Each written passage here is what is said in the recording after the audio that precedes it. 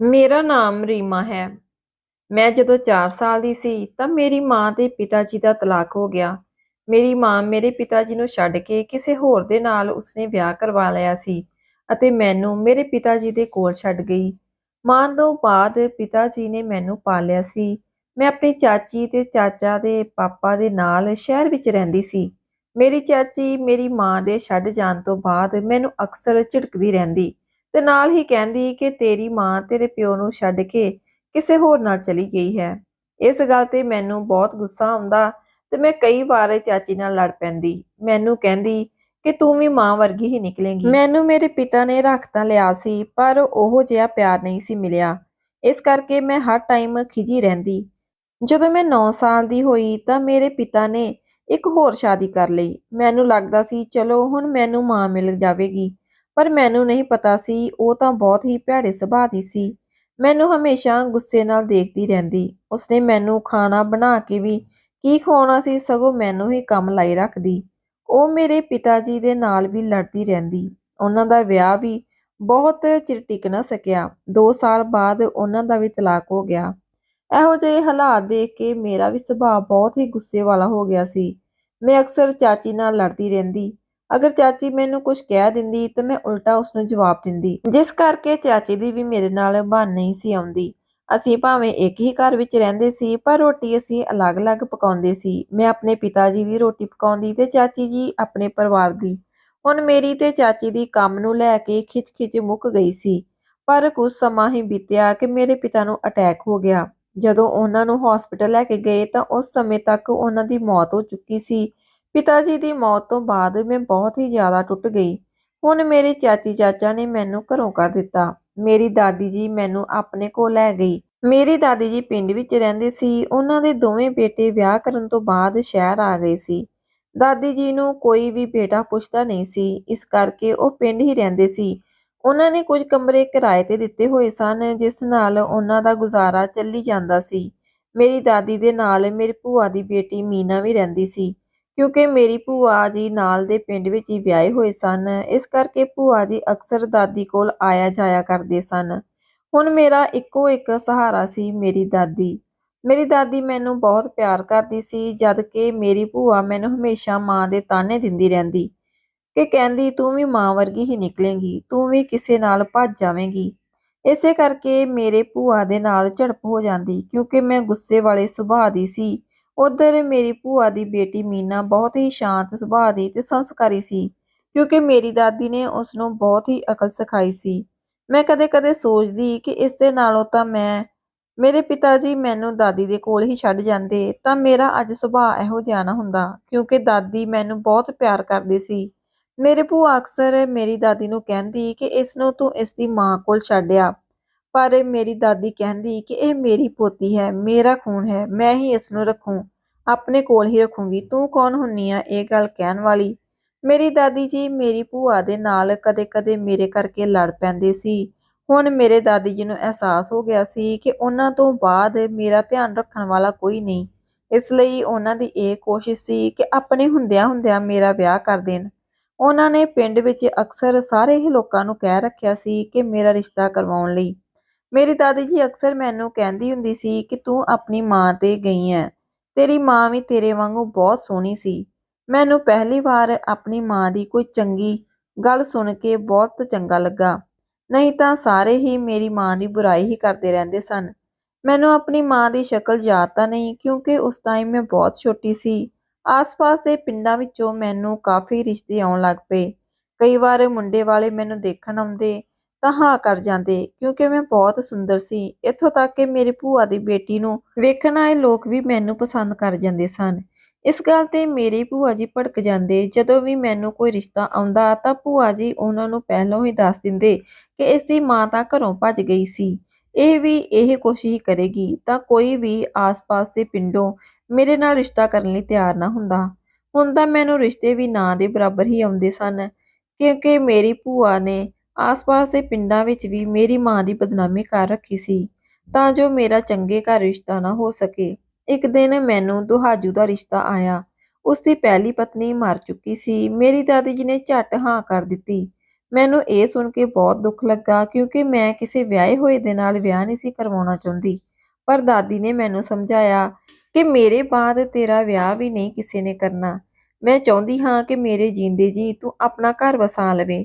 ਤੈਨੂੰ ਰਿਸ਼ਤਾ ਵੀ ਕਿਸੇ ਨੇ ਨਹੀਂ ਕਰਵਾਉਣਾ ਕਿਉਂਕਿ ਆਸ-ਪਾਸ ਦੇ ਪਿੰਡਾਂ ਵਿੱਚ ਤੇਰੀ ਮਾਂ ਦੀ ਬਦਨਾਮੀ ਹੋ ਚੁੱਕੀ ਹੈ, ਜਿਸ ਕਰਕੇ ਕੋਈ ਵੀ ਤੇਰੇ ਨਾਲ ਵਿਆਹ ਕਰਨ ਲਈ ਤਿਆਰ ਨਹੀਂ ਹੋਏਗਾ। ਇਸ ਲਈ ਤੂੰ ਮੰਨ ਕੇ ਇਹ ਵਿਆਹ ਕਰ ਲੈ। ਇਹ ਸਭ ਸੁਣ ਕੇ ਮੈਂ ਵਿਆਹ ਦੇ ਲਈ ਹਾਂ ਕਰ ਦਿੱਤੀ। ਕੁਝ ਹੀ ਦਿਨਾਂ ਵਿੱਚ ਮੇਰਾ ਵਿਆਹ ਸੁਨੀਲ ਦੇ ਨਾਲ ਹੋ ਗਿਆ।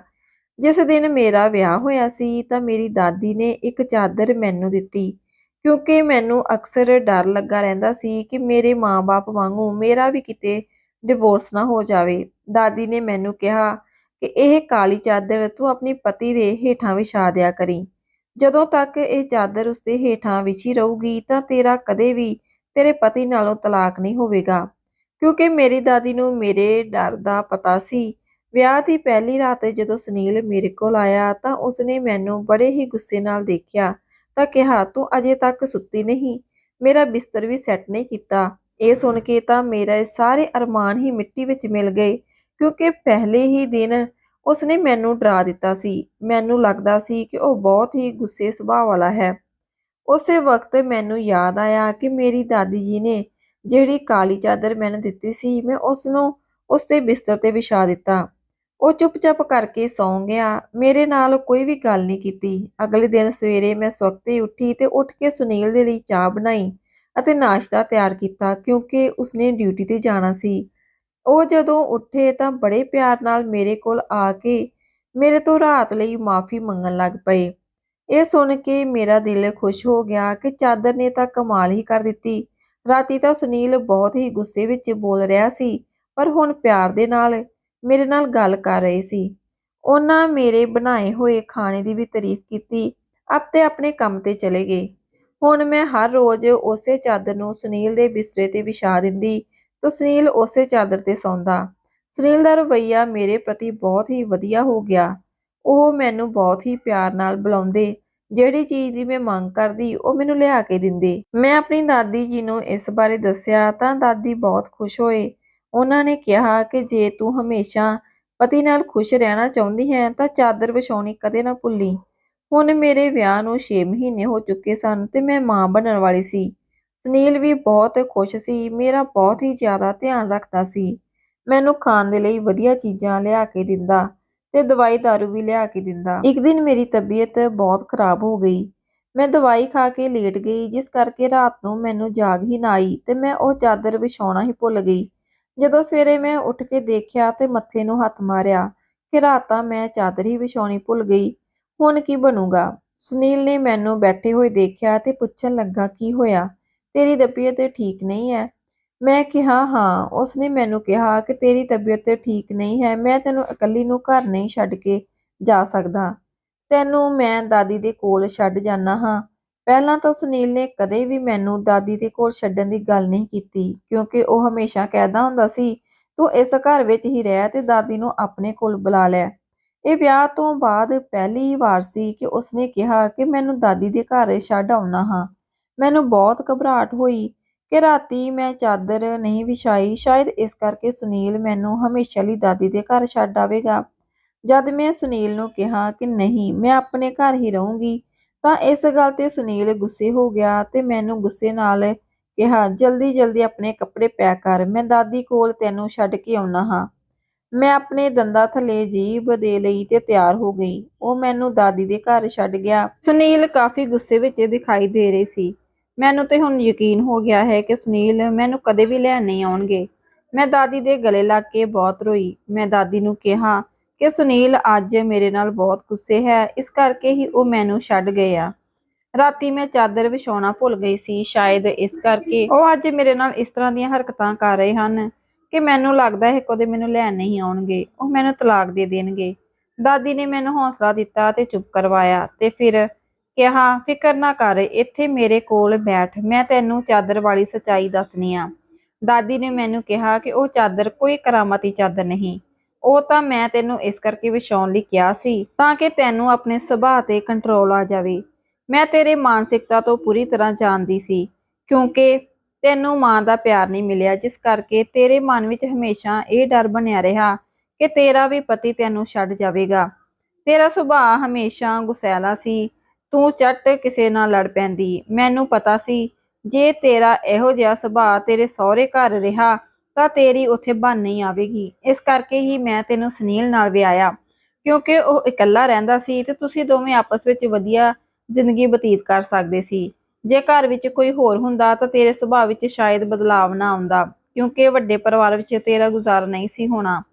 ਤੇਰਾ ਸੁਭਾਅ ਬਹੁਤ ਗੁੱਸੇ ਵਾਲਾ ਸੀ। ਮੈਨੂੰ ਡਰ ਸੀ ਕਿ ਤੂੰ ਆਪਣੇ ਪਤੀ ਨਾਲ ਵੀ ਲੜ ਕੇ ਵਾਪਸ ਨਾ ਆ ਜਾਵੇਂ। ਇਸ ਕਰਕੇ ਮੈਂ ਤੈਨੂੰ ਇੱਕ ਚਾਦਰ ਦਿੱਤੀ ਤੇ ਨਾਲ ਹੀ ਤੈਨੂੰ ਕਿਹਾ ਕਿ ਜਦੋਂ ਤੇਰਾ ਪਤੀ ਕੁਝ ਬੋਲੇ ਤਾਂ ਆਪਣੀ ਜ਼ੁਬਾਨ ਦੰਦਾਂ ਵਿੱਚ ਦੇ ਲੈਣੀ ਹੈ, ਤਾਂ ਕਿ ਤੂੰ ਪਲਟ ਕੇ ਉਸਨੂੰ ਕੋਈ ਜਵਾਬ ਨਾ ਦੇਵੇਂ, ਤਾਂ ਲੜਾਈ ਉੱਥੇ ਹੀ ਰੁਕ ਜਾਵੇਗੀ। ਤੂੰ ਇਹਨਾਂ ਦੋਵਾਂ ਗੱਲਾਂ ਨੂੰ ਪੱਲੇ ਬੰਨ੍ਹ ਕੇ ਰੱਖਿਆ, ਜਿਸ ਕਰਕੇ ਅੱਜ ਸੁਨੀਲ ਤੈਨੂੰ ਬਹੁਤ ਪਿਆਰ ਕਰਦਾ ਹੈ। ਉਹ ਤੈਨੂੰ ਛੱਡ ਕੇ ਨਹੀਂ ਜਾਵੇਗਾ, ਉਹ ਸਿਰਫ ਤੇਰੀ ਫਿਕਰ ਕਰਦਾ ਹੈ। ਇਸ ਕਰਕੇ ਤੈਨੂੰ ਮੇਰੇ ਕੋਲ ਛੱਡ ਗਿਆ ਹੈ। ਤੁਹਾਡਾ ਰਿਸ਼ਤਾ ਚਾਦਰ ਕਰਕੇ ਮਜ਼ਬੂਤ ਨਹੀਂ ਹੋਇਆ, ਸਗੋਂ ਜਿਹੜੀ ਤੂੰ ਦੰਦਾਂ ਵਿੱਚ ਜੀਭ ਦਿੰਦੀ ਸੀ ਉਸ ਕਰਕੇ ਹੋਇਆ ਹੈ, ਕਿਉਂਕਿ ਜਦੋਂ ਸੁਨੀਲ ਗੁੱਸੇ ਵਿੱਚ ਹੁੰਦਾ ਤਾਂ ਤੂੰ ਅੱਗੋਂ ਕੁਝ ਨਾ ਬੋਲਦੀ, ਜਿਸ ਦੇ ਨਾਲ ਉਹ ਲੜਾਈ ਵਾਲਾ ਟਾਈਮ ਟਲ ਜਾਂਦਾ। ਕਿਉਂਕਿ ਜਦੋਂ ਵੀ ਆਦਮੀ ਬਾਹਰੋਂ ਆਉਂਦਾ ਤਾਂ ਕਈ ਵਾਰ ਕਈ ਪਰੇਸ਼ਾਨੀਆਂ ਉਸ ਦੇ ਨਾਲ ਹੁੰਦੀਆਂ।